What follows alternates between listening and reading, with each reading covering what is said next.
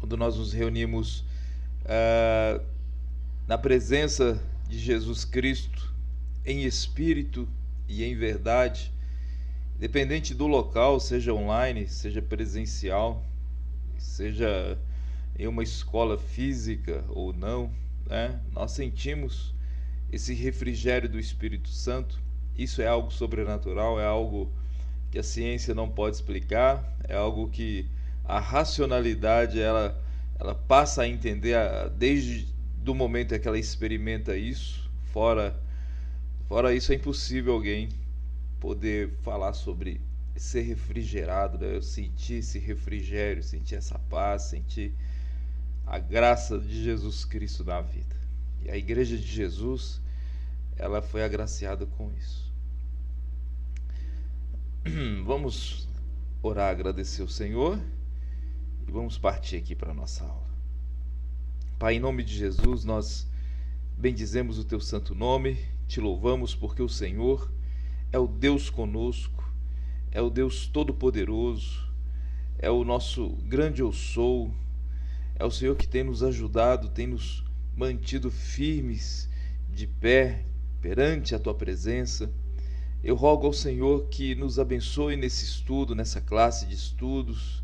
Abençoe cada irmão presente, os irmãos que estão cansados, são pais de família, são pastores, são missionários, são jovens estudantes que estão se dedicando ao Senhor. E queremos aproveitar no temor do Senhor, mas também na alegria que o Espírito Santo causa em nossas vidas, essa reunião, meu Deus, poder usufruir de cada momento aqui. Nós te agradecemos por tudo. No nome do Senhor Jesus, amém e amém. Amém. Vamos lá, vamos para o que interessa. Deixa eu pegar aqui a janelinha e compartilhar com os irmãos. Queridos, nós falamos aqui sobre racionalismo, falamos sobre misticismo, misticismo positivo, misticismo negativo. Aos irmãos que estão chegando hoje, nós damos as boas-vindas ao irmão pastor Fernando, que está começando a especialização hoje conosco. Nós queremos agradecer a Deus pela vida do irmão, tá? O irmão Fernando, o pastor Fernando levantou a mão. Pode falar, meu irmão.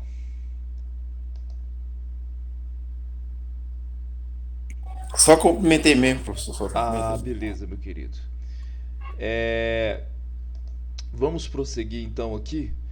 Falamos dessa questão do misticismo positivo e negativo, e não levando para o lado, para o estereótipo negativo da palavra, porque o misticismo tem a ver com o sobrenatural, e foi ponderado no nosso estudo que há uma relação mística entre a igreja com o Criador, com o seu Redentor, com o Espírito Santo. Há uma relação, sim, e essa relação ela é confirmada também através da racionalidade. A racionalidade ela não pode confirmar essa relação intrínseca entre o Espírito Santo que habita no crente. Ela não pode, né? Racionalmente falando, nós não temos como explicar o sobrenatural, porque o que é racional veio do espiritual, o que é material veio do espiritual. Não foi o contrário, não foi o material que gerou o espírito, foi o espírito que gerou a matéria. Isso é um grande mistério de Deus, né? Então, é impossível o racionalismo explicar algo ao qual ele veio, doravante, ele veio ser criado, a existir por causa disso, né? Então, o que foi falado aqui na aula passada, foi citado, nós lemos aqui a questão dos dons espirituais, falamos sobre essa questão de ter esse equilíbrio, de saber usar os dons para a glória de Deus. Falamos também que muitas pessoas se apegaram a um dom específico, esquecendo dos outros, dando uma ênfase maior aqui e ali. Então foi falado tudo isso aí na nossa aula, e eu fico feliz e grato ao Senhor que foi dentro de um equilíbrio a qual qualquer roda de debate, né, qualquer encontro entre estudantes, entre professores, enfim, entre irmãos na fé que conhecem a palavra de Deus, deve ter essa ponderância dentro do equilíbrio, né? Essa paciência em saber ouvir opiniões diferentes, enfim. Agora, nós iremos para o capítulo 4, a palavra escrita de Deus, e diz assim o nosso texto, a afirmação da Bíblia. Mesmo o leitor casual da Bíblia logo descobrirá que está lendo um livro muito incomum. Mesmo que ele possa não aceitar suas afirmações, uma leitura cuidadosa e reflexiva demonstrará, pelo menos para a maioria, que este livro não é apenas único, mas faz algumas afirmações muito singulares. A seguir estão algumas evidências que apoiam essa singularidade. Evidência interna. Em centenas de passagens, a Bíblia declara ou assume a posição explícita ou implicitamente que não é nada menos do que a própria palavra de Deus. Cerca de 3.800 vezes a Bíblia declara: Deus disse, ou assim diz o Senhor. Aqui tem os versículos de referência. Paulo também reconheceu que as coisas que ela estava escrevendo eram os mandamentos do Senhor. E eles foram reconhecidos como tais pelos crentes. Pedro proclamou a certeza das Escrituras e a necessidade de acatar a inalterável e certa palavra de Deus. Aqui está em inglês, né, Peter? Por isso que está aqui, mas é Pedro, tá, irmãos? Depois a gente vai corrigir isso aqui. Ezequiel. João também reconheceu que seu ensino vinha de Deus. Rejeitar seu ensino era rejeitar a Deus. Já vou parar aqui para a gente explanar, mas deixa eu ler essa parte aqui. Para outras passagens que declaram ou assumem a Bíblia como a palavra de Deus, aqui Deuteronômio, né? E tem outras referências aqui, enfim. Mas este não é um tipo de argumento circular, e é um argumento válido. Em um tribunal, o acusado tem o direito de testemunhar em seu próprio nome. Esse testemunho deve ser considerado à luz das evidências. Nesse caso, as evidências, tanto externas quanto internas, apoiam fortemente as afirmações da Bíblia. Deixa eu parar um pouquinho aqui, queridos. E estamos falando de sola escritura aqui, tá? Somente as escrituras. E é uma parte bem interessante que... Só o irmão está pedindo para entrar. Uma parte bem interessante aqui é o seguinte. Nós temos a palavra de Deus, que é viva, poderosa e eficaz, e nós cremos de todo o coração que é a palavra de Deus, a palavra escrita, a palavra que foi datada. E dentro do credo apostólico nós também temos essa afirmação. Nós confessamos nos credos da igreja, e isso foi recorrente, a igreja sempre confessando, sempre promulgando a palavra de Deus. Agora, uma coisa que é interessante para nós é a pessoa, quando ela não está em sintonia com a palavra de Deus, quando ela não crer mais na palavra de Deus, ela perde a fé. Porque, na verdade, é um termo genérico perder a fé. Porque se formos aqui dentro da nossa cosmovisão reformada de fé, nós sabemos que o eleito jamais perde a fé.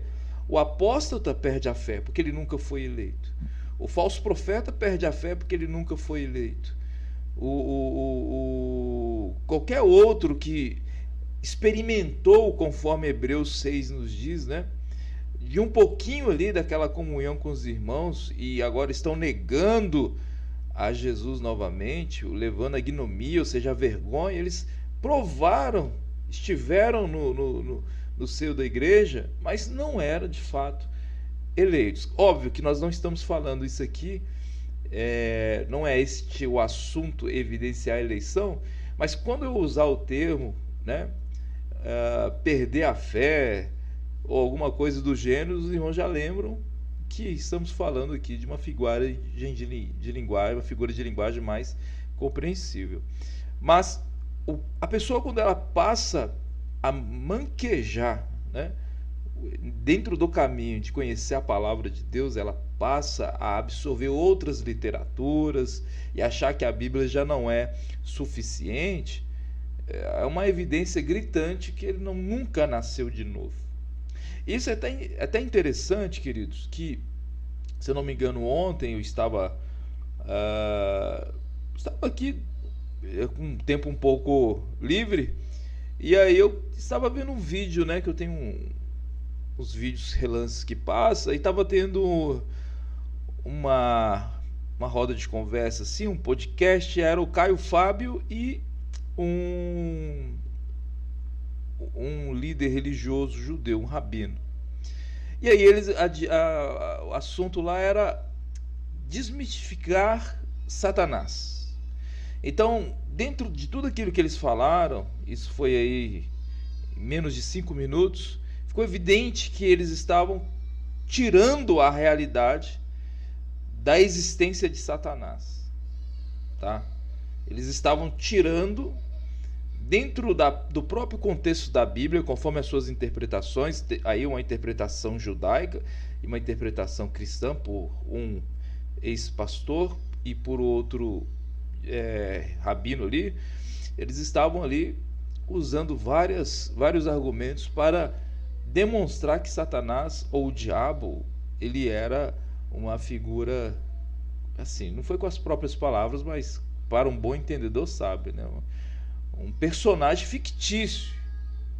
E assim, queridos, eu acho não, me perdoe, outra força de expressão, eu tenho certeza absoluta que quando o Senhor Jesus estava no deserto sendo tentado, não era uma figura para poder simbolizar o inimigo ali de Jesus Cristo. Não era uma figura ilustrativa que estava tentando ele. Não era uma pessoa perdida no deserto, um beduíno, um nômade. Era o Satanás. Era ele que estava ali tentando Jesus, né?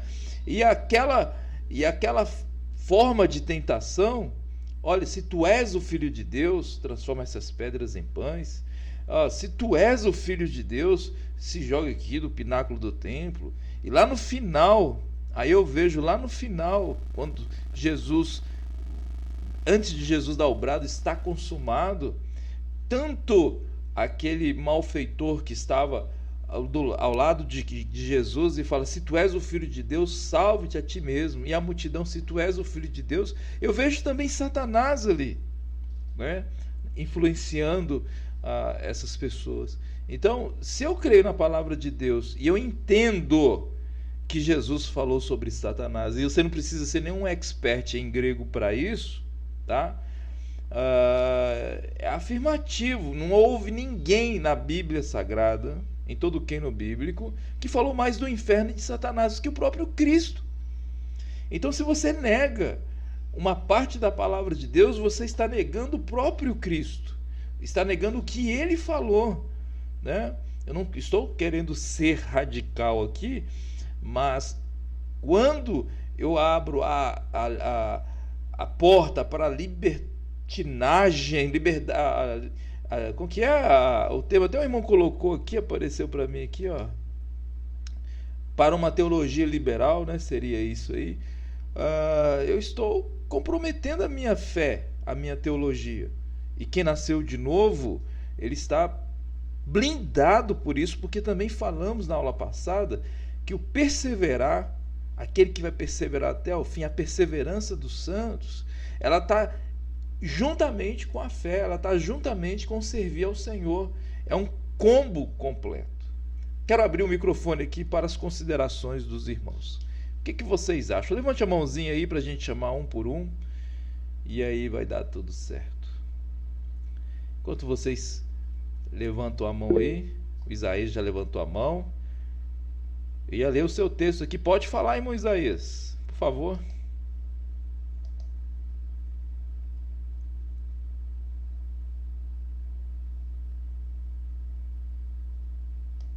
Fábio, ele foi representando o cristianismo e misericórdia, aquela representação ridícula dele, né? Ele, acho que nenhum liberal ele consegue ser, pelo menos os liberais são inteligentes, né?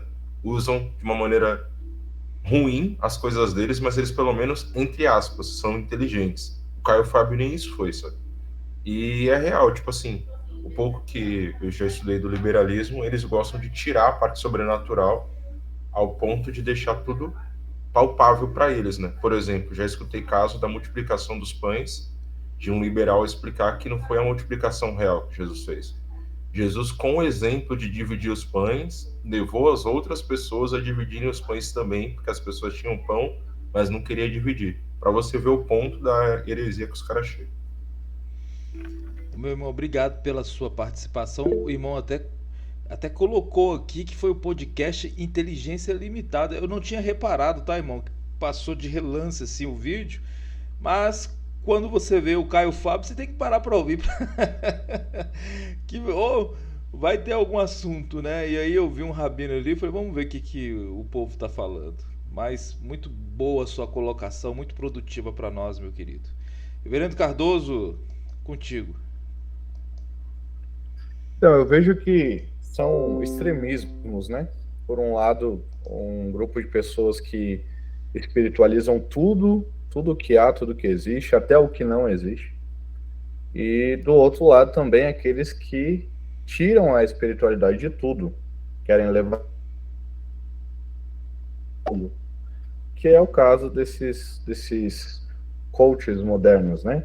Eles querem colocar nas mãos do homem a capacidade de fazer tudo e tirar das mãos de Deus. Por outro lado, nós temos um lado teológico que vai dizer que tudo é espiritual e nada depende do homem. Tudo depende do misticismo, tudo depende das manifestações místicas, e aí que se encontra o problema, né? Novamente trazendo aquilo que a gente conversou na aula passada sobre o equilíbrio. Até onde vai, né? Até que ponto nós devemos ir nos pensamentos a respeito da espiritualidade, da misticidade. Verdade, meu querido. Muito boa sua colocação. O reverendo Paulo também levantou a mão. Reverendo Paulo, é com o senhor. Boa noite a todos mais uma vez. O que eu vejo é o seguinte, é que os tempos estão avançando e o pecado também aumentando. Isso é fato. A maldade, isso está no sermão escatológico de Cristo.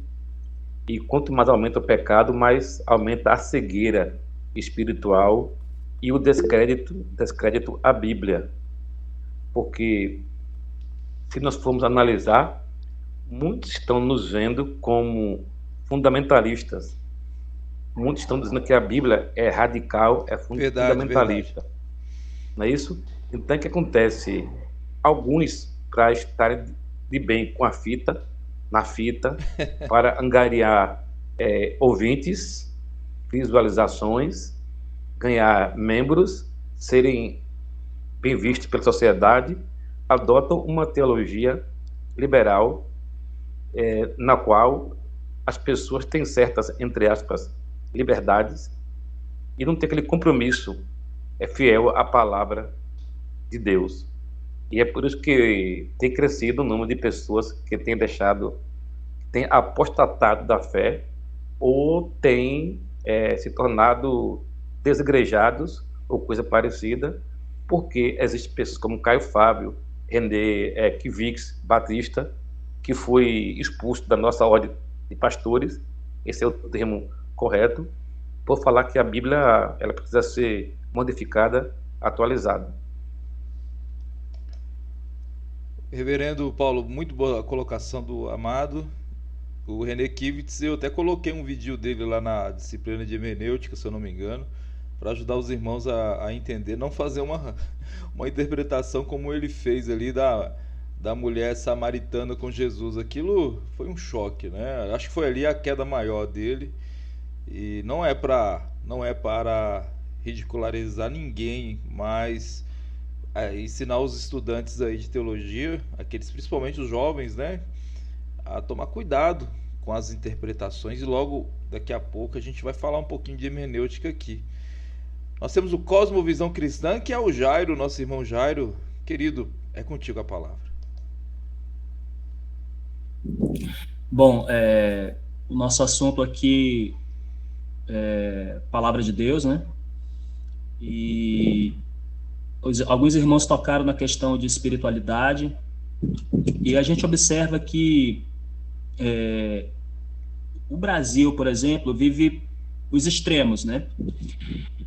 Ou é uma espiritualidade sem a palavra, né? Misturado com um emocionalismo sem a palavra, ou então é muita palavra, mas com aquele certo medo da espiritualidade, né? De ser tocado nas suas emoções, com medo até, né? Com receio de que esteja caindo no emocionalismo e num espiritualismo exacerbado. O ponto de equilíbrio, na minha opinião, e os demais irmãos podem cooperar também, é que a gente precisa entender e também passar que toda a nossa experiência ela parte da palavra de Deus. Toda a nossa experiência espiritual ela precisa vir da palavra de Deus, da iluminação da palavra de Deus, né? É a partir da palavra de Deus que a gente vai pensar corretamente, sentir corretamente e agir corretamente. Então, assim, esse ponto de ser enraizado na palavra, mas sem ter medo de sentir vamos dizer assim, as emoções cristãs, vamos dizer assim, os afetos que a palavra de Deus narra, alegria, amor, paz, enfim, esses momentos com Deus que marcam nossas vidas muitas vezes, ela precisa partir das Escrituras. Perfeito. O fruto do Espírito, ele causa essa alegria, ele causa esse amor, ele causa essa imagem do novo ser realmente, e isso não tem como deixar de ser externado, porque a igreja em Atos, ela caía na graça do povo, e ela caía na graça do povo porque quem olhava para a igreja, olhava um movimento de pessoas vivas, de pessoas que mesmo simples, e aí que era o mais chocante de tudo, era uma mistura de classes, né? Pessoas pobres, pessoas ricas, oficiais, não oficiais, tudo fazendo parte da igreja e transbordando no espírito, por se dizer, com alegria, com sensações verdadeiras. Então, há realmente esse pisar nos ovos, né? Com cuidado, as pessoas, principalmente do ciclo reformado, têm cuidado vão me achar que eu sou pentecostal, se eu esboçar alguma outra uma reação aqui de alegria. Tudo tem que ter um equilíbrio quando é o culto ao Senhor, o culto público ao Senhor. Mas o cristão, a maior evidência que você pode ver na vida do cristão, uma das maiores evidências, é essa alegria do novo nascimento, né? E uma pessoa que ela é feliz em Cristo, ela demonstra, e é contagiante isso. Pastor Fernando, diga-nos.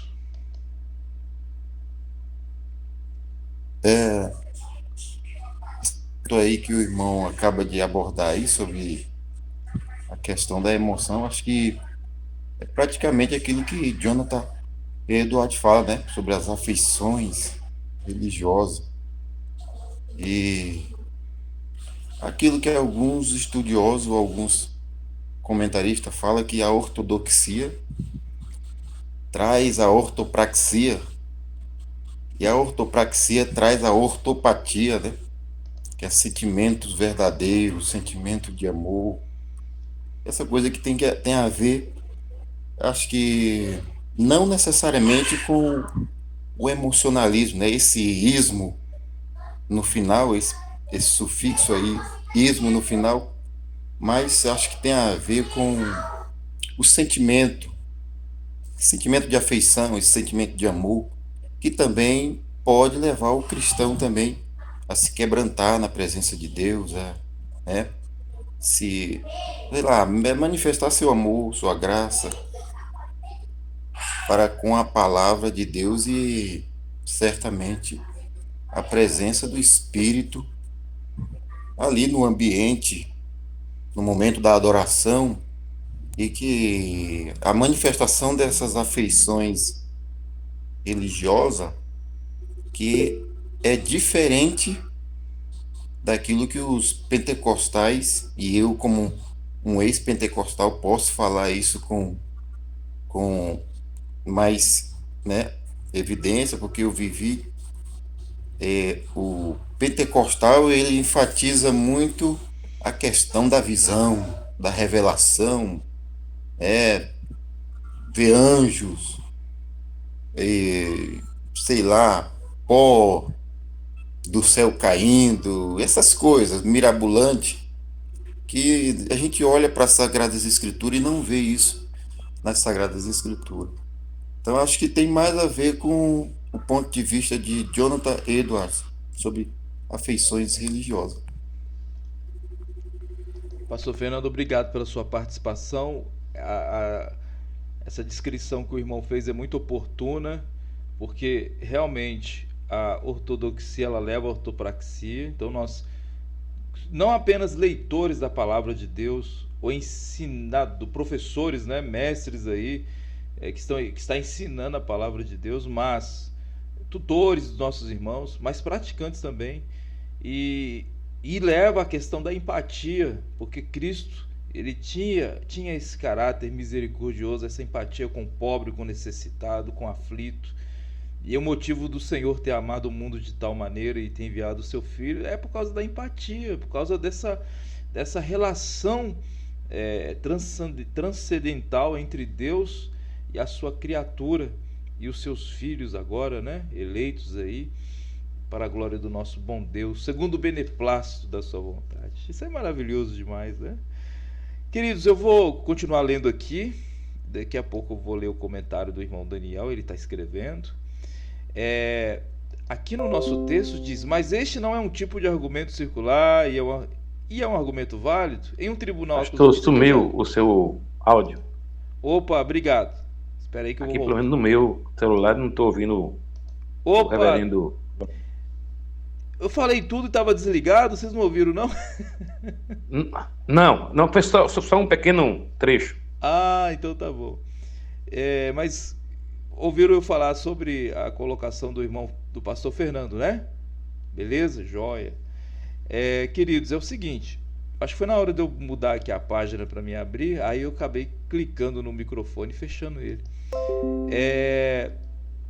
Em resposta que rejeitaram o argumento acima mencionado, deve-se notar que os escritores que fizeram essas reivindicações para a Escritura eram homens de confiança que defenderam a integridade da Escritura com grande sacrifício pessoal. Jeremias recebeu sua mensagem diretamente do Senhor, mas por causa de sua defesa das Escrituras, alguns tentaram matá-lo. Até mesmo sua família o rejeitou. Os profetas falsificados ou falsos profetas, né, foram prontamente reconhecidos. No entanto, as afirmações da Bíblia não devem ser entendidas como argumentação em círculo ou por raciocínio circular. O testemunho de testemunhos confiáveis, particularmente de Jesus, mas também de outros como Moisés, Josué, Davi, Daniel, Neemias, no Antigo Testamento, e João e Paulo no Novo Testamento, afirmou a autoridade e inspiração verbal das Sagradas Escrituras. A sempre presente suposição dos escritores da Bíblia é que a Bíblia é a palavra de Deus inspirada por Deus. Aqui é o theopneutos, né? Inspirado por Deus, esse termo grego aqui. O soprar, né, do Senhor que faz essa inspiração de dentro para fora. Uma boa ilustração é vista em Salmo 19, 7 e 11, que não apenas declara que Deus é a Bíblia e a palavra de Deus, mas identifica 6 perfeições com as transformações correspondentes do caráter humano que a Bíblia produzirá naqueles que a estudam e aplicam com fé. Aqui a evidência externa, aí nós temos aqui uma organização, a revelação bíblica de Deus, a natureza, condição, cura para o pecado do homem, a ética e a moral da Bíblia, profecia cumprida, a Bíblia como revelação além da compreensão humana, e a revelação especial de Deus, tá? É óbvio que eu não vou conseguir ler tudo isso aqui hoje, tá, irmãos? Por isso que vocês têm o livro-texto aí para ler, reler novamente, mas iremos trabalhar em cada tópico aqui sem deixar nada passar, tá joia? Então, voltando aqui, e podemos parafrasear um pouquinho também, sem perder o sentido do texto, mas quando eu chego aqui, evidência externa, continuidade da Bíblia.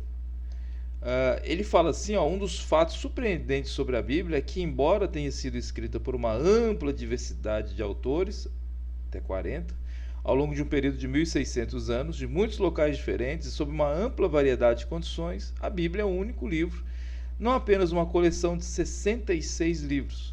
Seus autores vieram de todas as esferas da vida. Alguns eram reis, alguns camponeses, outros ainda eram filósofos, pescadores, médicos, estadistas, eruditos, poetas e fazendeiros.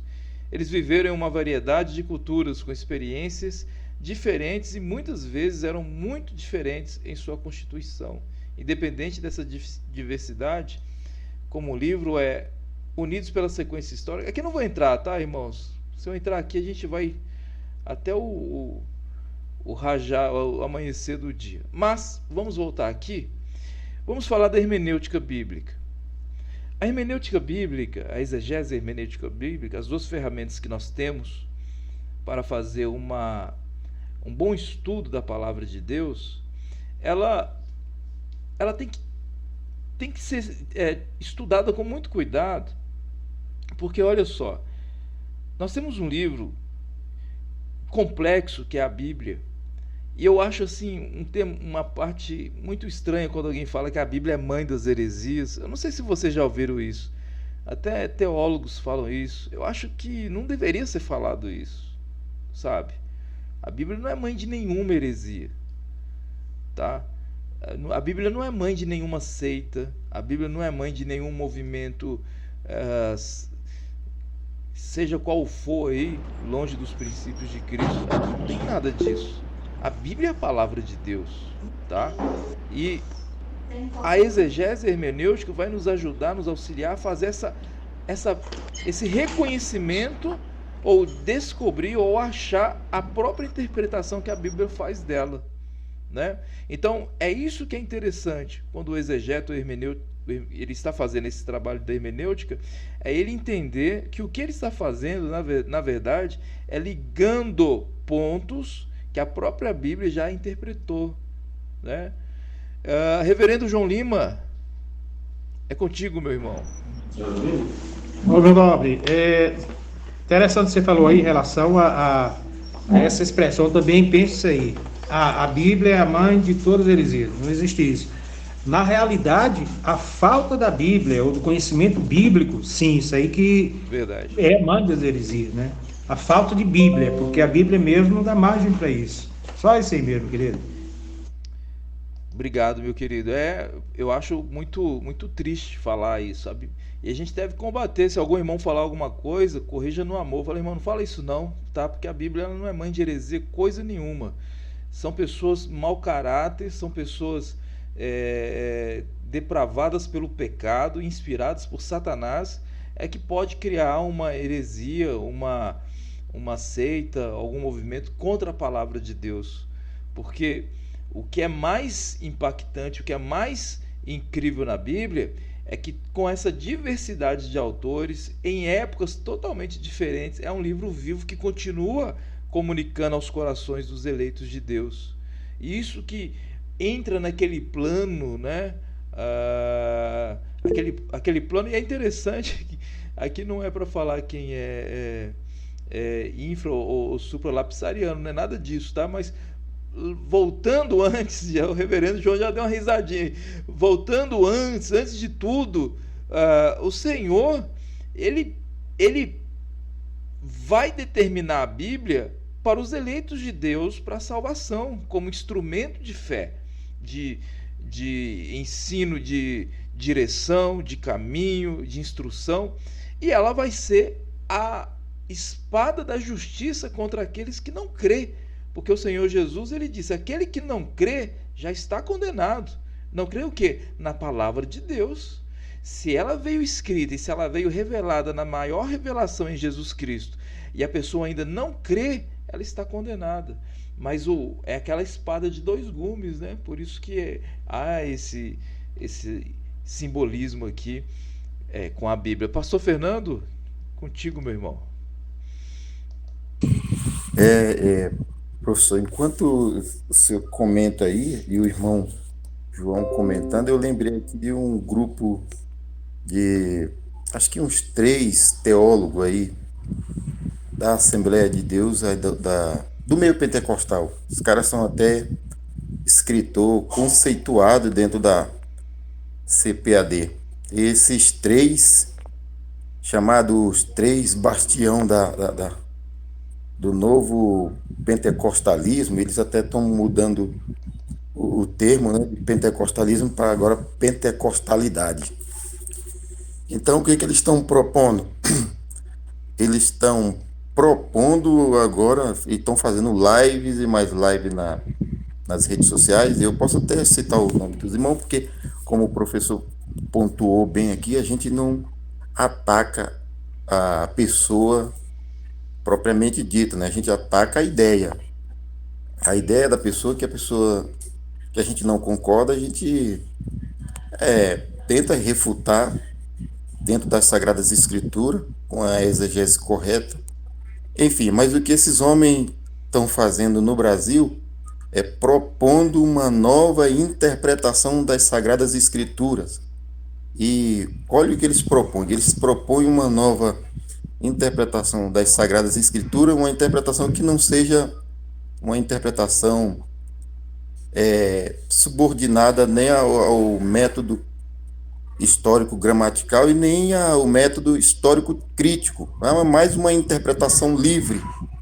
E essa interpretação que eles estão propondo é simplesmente para tentar dar liberdade para que os leigos continuem, não precise de exegese para interpretar as escrituras, e a igreja em si dê crédito àquela interpretação que aquele irmão leigo, que não tem conhecimento de exegese nem de hermenêutica, que não domina o método histórico gramatical nem o método histórico crítico, para mim foi uma aberração o dia que eu ouvi a ideia que esses homens estão propondo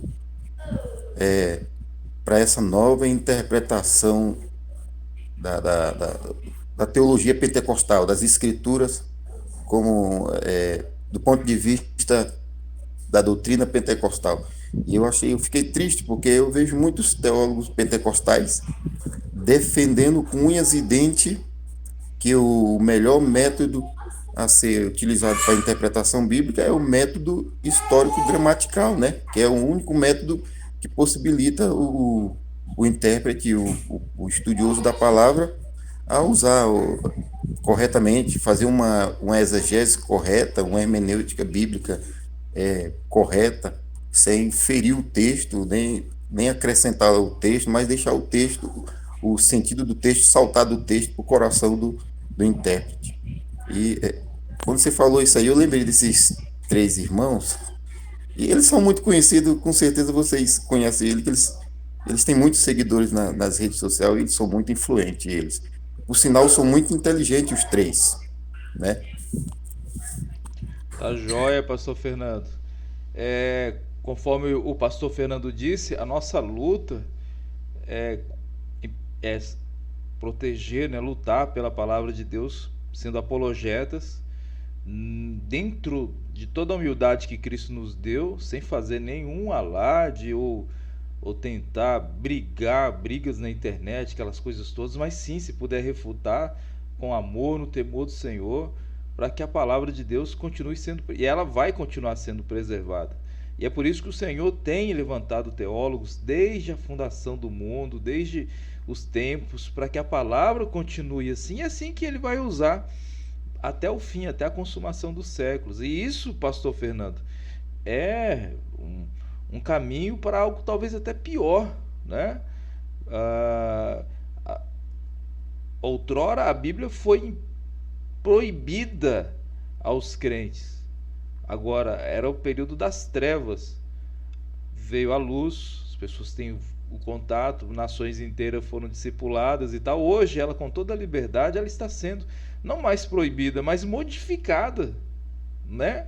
Ela está sendo modificada, ela está sendo de uma forma traiçoeira alterada, e cabe a nós ficar atento a isso aí. E não é algo que deve ser achado como, não tem nada a ver. Tem tudo a ver, sim. Qualquer movimento que está atacando a palavra de Deus, ele é pernicioso, ele é perigoso, deve ser denunciado. Denunciado porque é a fé do Senhor Jesus é a fé no Senhor Jesus que nós defendemos. E nós temos fé no Senhor Jesus e temos fé porque a palavra de Deus nos dá base para ter fé nele. Pastor Paulo, diga, meu querido. Eu creio que, além de nós termos coragem de defender as Escrituras, defender a fidelidade da mesma, nós temos que assumir as consequências de nossa fé. Porque esse movimento de ideologia de gênero, ele tem atacado veementemente a Bíblia. E eu não vou estranhar se baixar aí uma lei, um decreto, para poder as sociedades bíblicas tirarem alguns trechos ou serem reinterpretados segundo uma visão liberal, porque está caminhando para isso, infelizmente. Reverendo Paulo, eu acredito que sim, que já tentaram, tá? Já tentaram, sim, e vão tentar até o fim. Só que é que nem a nossa Constituição, né? Nós temos a Constituição de 1988. Ela fala ali já no preâmbulo sobre a proteção de Deus. E ninguém vai tirar aquele termo que foi colocado pelos deputados constituintes. Ali ela fala que todos nós somos iguais perante a lei, independente do gênero. Aí não entra a questão aqui da ideologia de gênero, né? Mas independente se é homem ou mulher, independente se é branco, se é de outra raça, negro, indígena, amarelo, enfim. E isso não vai mudar na Constituição, a não ser que destruam a Constituição e façam uma outra. E lá nós temos a nossa proteção dentro da Constituição, do culto, de servir o Senhor. E se a sociedade bíblica cair, se ela cair e fizer isso, o que vai acontecer? Nós precisamos de uma outra sociedade. Nós precisamos de ter uma outra sociedade bíblica que venha manter as Sagradas Escrituras conforme ela é. Não é verdade? Porque quem faz essa supervisão de novas, como se diz, novas versões, é a Sociedade Bíblica do Brasil. Ela que ainda faz isso, né? Como se ela tivesse os direitos autorais para poder permitir ou não novas versões da Palavra de Deus. Reverendo Paulo, diga.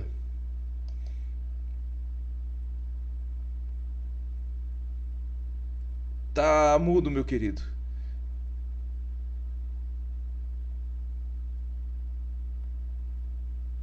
Pronto. Pastor, é o seguinte, está na Constituição, está escrito nossos direitos. Agora, uma coisa está escrito os nossos direitos. A outra coisa é como se interpreta esta Constituição. Assim como a Bíblia é mal interpretada, ao seu bel prazer, também a nossa Constituição não pode ser alterada, mas pode ser mal interpretada do ponto de vista do interesse de cada um. Então, o que eu fiz? Eu tenho aqui em minhas mãos a Bíblia hebraica e o Novo Testamento grego. Eu ganhei de presente de um pastor norte-americano. Então, é uma versão do Novo Testamento grego bem antiga, que eu guardo com muito carinho, e da Bíblia hebraica. Eu falei para minha esposa, se por acaso eles alterarem a Bíblia, ou até em outro extremo, até proibir a Bíblia, eu tenho em casa, entre aspas, os manuscritos originais, porque para mim são tesouros.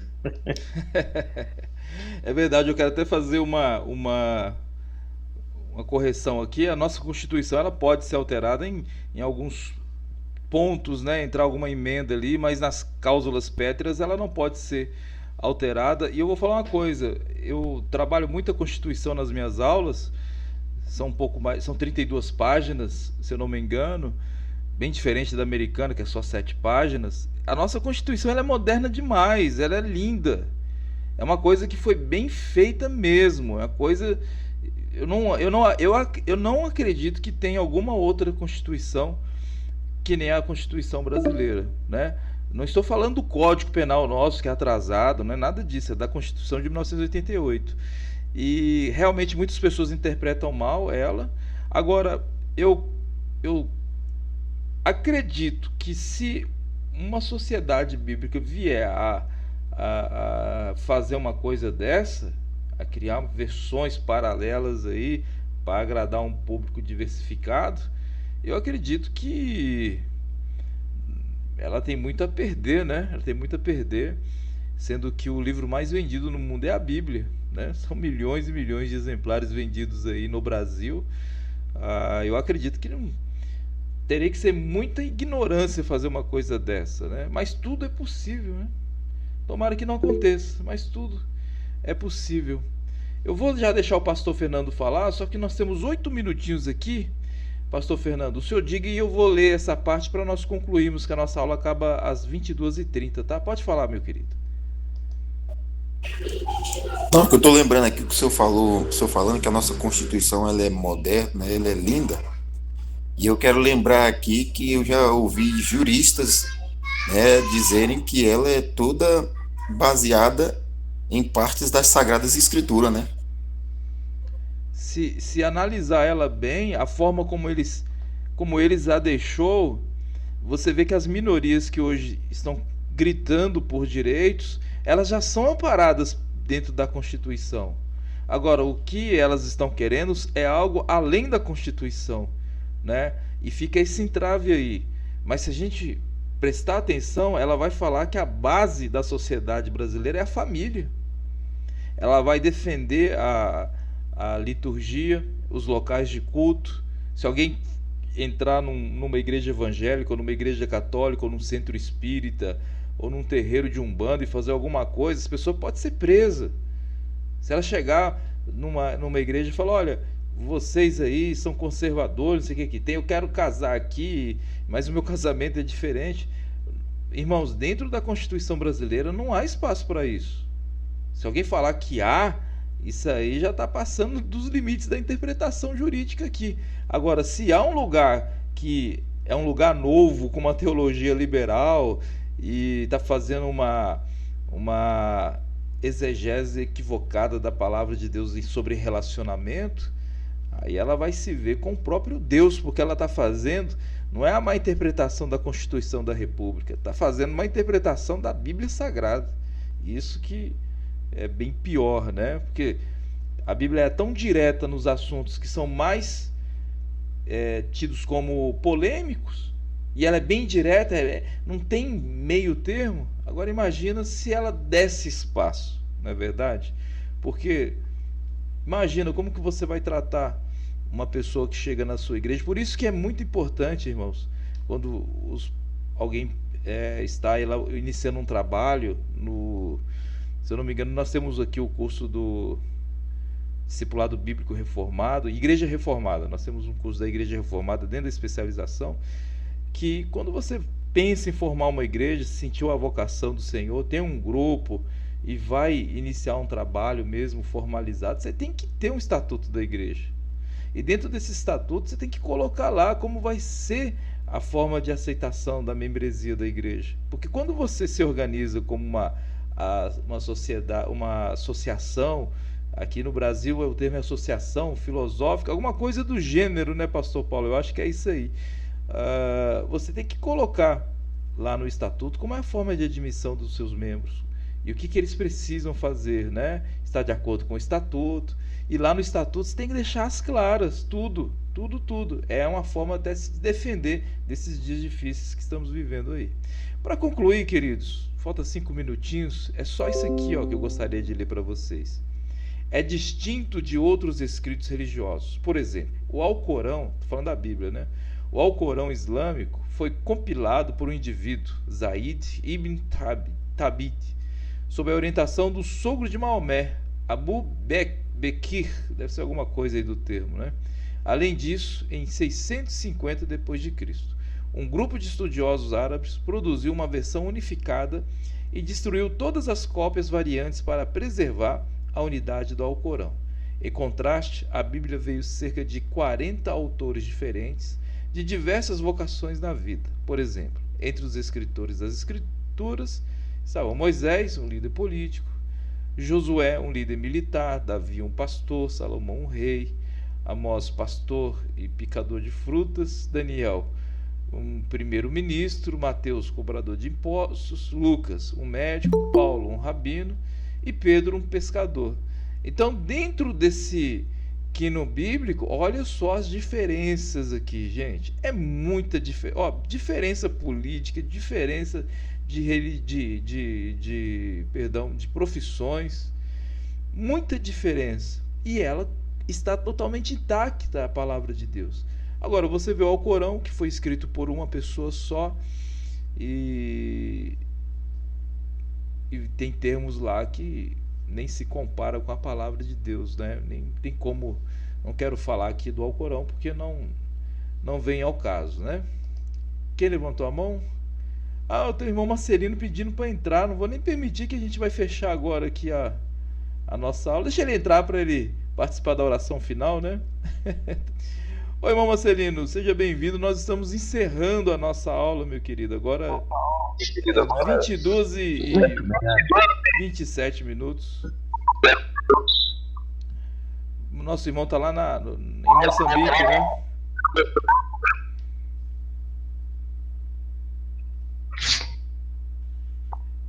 De jóia, meus irmãos. Vamos agradecer o Senhor. É 22 horas e 27 minutos. Paramos por aqui. Na próxima aula, se Deus quiser, vamos continuar o nosso estudo. Tem muita coisa para a gente tratar. E de tudo que nós falamos aqui, irmãos, isso deve ser fixado em nossos corações e passado à frente. Somente as Escrituras. Não há uma brecha, não há um espaço, não há uma letra a ser acrescentada nas Escrituras. A nossa missão, que nem aquele filme O Livro de Eli, que se você não assistiu, assista ele, é proteger as Escrituras, né, como apologetas, até a volta do nosso Senhor Jesus. Amém? Vamos agradecer o Senhor. Pai Santo, nós te louvamos e te agradecemos por essa aula, pedindo a bênção do Pai, do Filho e do Espírito Santo sobre cada um aqui presente. Abençoe a família, abençoe os ministérios, abençoe os irmãos nessa noite de sono, aqueles que não puderam participar, aqueles que irão assistir o vídeo dessa aula posteriormente. Que o Senhor seja engrandecido e exaltado em nossas vidas, nos ajude a sermos bons exegetas, a usar essas ferramentas de interpretação da palavra e ser apologetas também para defendê-la, meu Deus. Não que sabemos mais do que os outros, mas temos o Teu Espírito, o Espírito da verdade, amém, em nossas vidas. Por isso nós te agradecemos, em nome do Senhor Jesus. Amém e amém. Amém. Grande abraço, meus queridos. Bom descanso e até mais. Tchau, tchau. Deus abençoe. Boa noite.